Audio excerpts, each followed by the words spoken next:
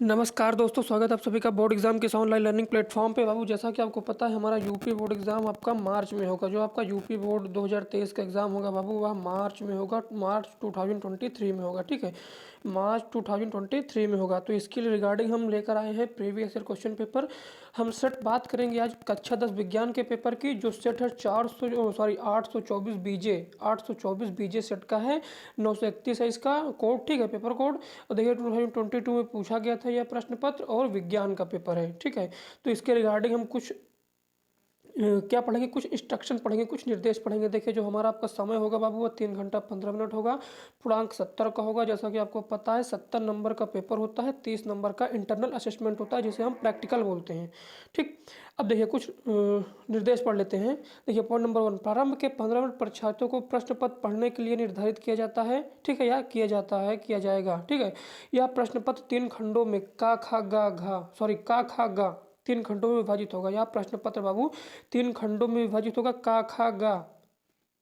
ठीक, इसमें होगा आपका भौतिक विज्ञान, रसायन विज्ञान और जीव विज्ञान। ठीक है, देखिए प्रत्येक खंड का प्रथम प्रश्न बहुविकल्पी प्रश्न है। इसमें से 4 उत्तर विकल्प दिए हैं। सही विकल्प चुनकर अपनी उत्तर पुस्तिका में लिखिए। ये आप समझ गए होंगे। देखिए पॉइंट नंबर 4, प्रत्येक खंड के सभी प्रश्न एक साथ करना आवश्यक है। प्रत्येक खंड नए पृष्ठ से करना प्रारंभ करें। सभी को नए पृष्ठ से, नए पेज से लिखें। सभी प्रश्न करना अनिवार्य है। ठीक, प्रश्नों को निर्धारित अंक उनके सम्मुख दिए गए हैं। जो प्रश्न हैं उनके निर्धारित अंक जो है बाबू, उनके सम्मुख क्या हुए हैं, दिए गए हैं कि यह प्रश्न कितने मार्क्स का है। अब देखिए, आवश्यकता अनुसार अपनी उत्तर पुष्टि स्वच्छ एवं नामांकित चित्रों तथा रासायनिक समीकरणों द्वारा कीजिए। देखिए, अगर आपको ऐसा लगता है कि किसी प्रश्न में चित्र बनाने की आवश्यकता है, चित्र बनाने की, देखिए क्या होता है, कभी कभी ऐसे पूछ लेता है कि नामांकित का चित्र बनाइए। नामांकित का चित्र, जैसे मनुष्य के आहार नाल का नामांकित चित्रण कीजिए, तो आपको चित्र बनाना वहाँ कंपलसरी है, वहाँ आपको चित्र बनाना पड़ेगा। अगर आप चित्र बनाएंगे तभी आपको मार्क्स मिलेगा। अगर आप चित्र नहीं बनाएंगे तो आपको मार्क्स नहीं मिलेगा। देखिए, अब हम बात करेंगे खंड का आपका होगा भौतिक विज्ञान, जिसे हम बोलते हैं फिजिक्स। खंड का होगा क्या बाबू, खंड का आपका होगा भौतिक विज्ञान, जिसे हम बोल सकते हैं फिजिक्स का पेपर होगा। ठीक है, देखिए इसमें आपको 4 विकल्प दिए जाएंगे, 4 प्रश्न होंगे। ठीक है, मतलब प्रश्न नंबर 1 में 4 क्वेश्चन होंगे, एक एक नंबर का आपको करना होगा। इसको आपको छांटना है, क्या सही क्या गलत है। ठीक, ये आपका 4 मार्क्स हो गया। अब देखिए क्वेश्चन नंबर 2 में क्या दिया है। क्वेश्चन नंबर 2 में देखिए 2 कक्का होगा। अवतल दर्पण के मुख्य अक्ष पर ध्रुव से 30 सेंटीमीटर की दूरी पर स्थित वस्तु का प्रतिबिंब, ठीक है, वस्तु पर बनता है। दर्पण की फोकस दूरी क्या है, दर्पण की फोकस दूरी क्या है, इसको अब कर लीजिएगा। देखिए 40 सेंटीमीटर फोकस दूरी वाले अवतल दर्पण की वक्रता त्रिज्या ज्ञात कीजिए। वाहनों में उत्तल दर्पण का उपयोग क्यों किया जाता है। जो हमारा वाहन होता है, गाड़ी होती है, उसमें उत्तल दर्पण का उपयोग क्यों किया जाता है, इसके बारे में आपको लिखना है। अब देखिए क्वेश्चन नंबर 3 का देखिए देखिए वो 2 मार्क्स का था, ये 4 मार्क्स का है। देखिए 15 सेंटीमीटर फोकस दूरी वाले अवतल लेंस की वस्तुतः प्रतिबिंब लेंस से 10 सेंटीमीटर दूरी पर बनता है। वस्तु के लेंस से कितनी दूरी स्थित है।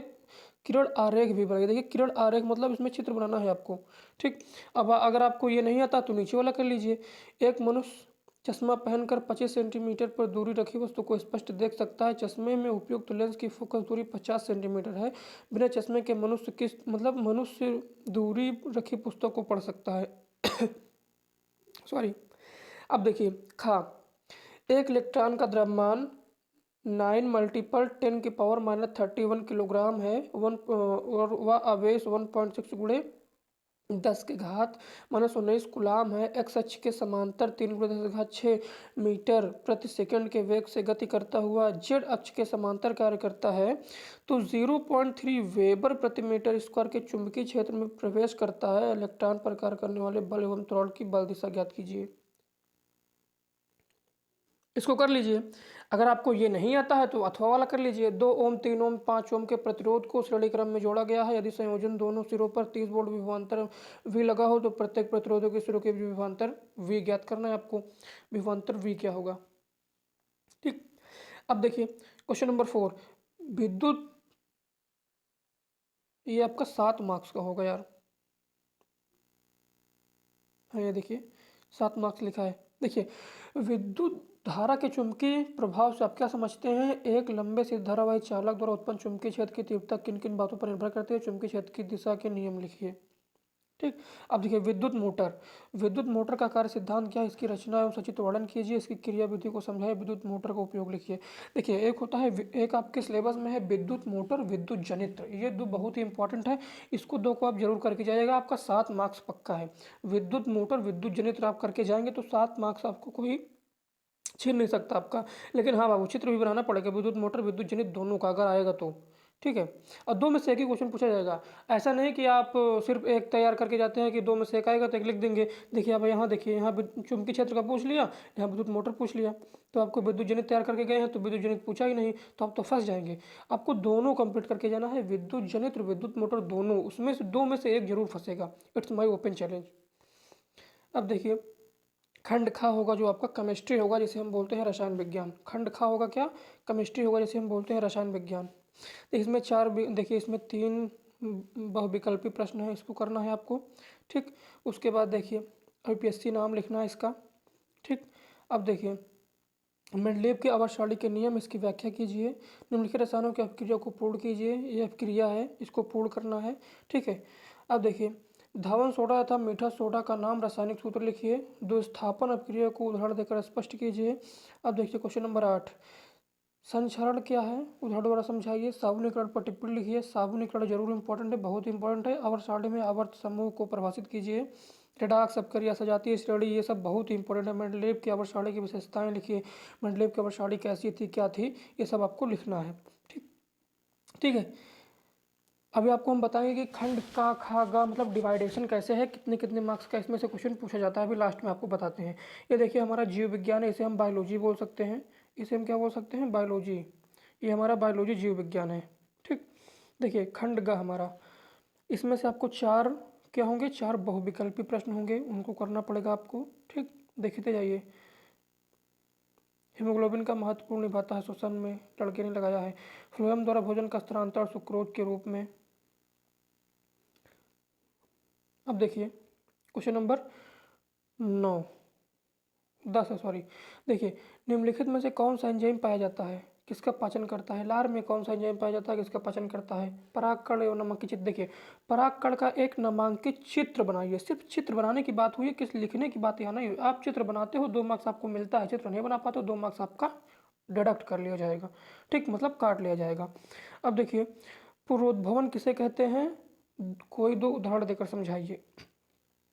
अब भैया क्वेश्चन नंबर 11 हमारा क्या है बाबू, एक शंकर एवं दो शंकर से आप क्या समझते हैं। ठीक। और अथवा हम पूछा है लिंग देखिए लिंग सहलन रोग क्या है, किन्हीं 2 लिंग सहलन रोगों के नाम लिखिए।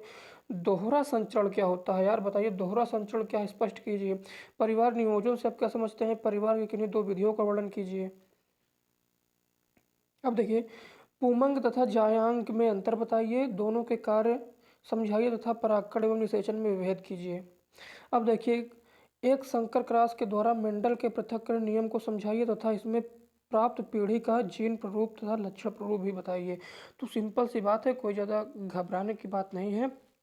अब हम यहाँ डिस्कस करेंगे कि आपका जो पेपर है वह कितने मार्क्स का पूछा जाता है ना। आपको जानने की कब से इच्छा रही होगी कि सर बताइए खंड का और खा जो है वह कितने कितने मार्क्स का पूछा जाता है। हम उसको बाबू यहाँ बताएंगे। देखिए जो आपका खंड का होगा, खंड का से आपका 25 मार्क्स का प्रश्न पूछा जाएगा, और खंड खा से भी बाबू आपका 20 मार्क्स का प्रश्न पूछा जाएगा। ठीक है, खंड का से 25, खंड खा से 20। ठीक। और जो आपका खंड गा होगा, गा से भी आपका 25 मार्क्स का प्रश्न पूछा जाएगा। तो खंड का खंड गा 25 25 50 हुआ, और खंड खा 20 हुआ, तो टोटल हमारा 70 नंबर का हो गया। अगर हम एक शब्द में कहें तो खंड का, जैसा कि आपको पता है खंड का भौतिक विज्ञान होता है, भौतिक विज्ञान से 25 नंबर। और खंड गा जीव विज्ञान होता है, जीव विज्ञान से 25 नंबर। और खंड खा जो है वह रसायन विज्ञान होता है, रसायन विज्ञान से 20 नंबर। टोटल हमारा हो गया बाबू, कितना हो गया, 25 + 25 + 20, टोटल हमारा 70 मार्क्स का पेपर हो गया। तो उम्मीद करता हूँ कि यह वीडियो अच्छा लगा होगा। वीडियो को अच्छा लगे तो लाइक शेयर कमेंट जरूर करना। बहुत बहुत धन्यवाद।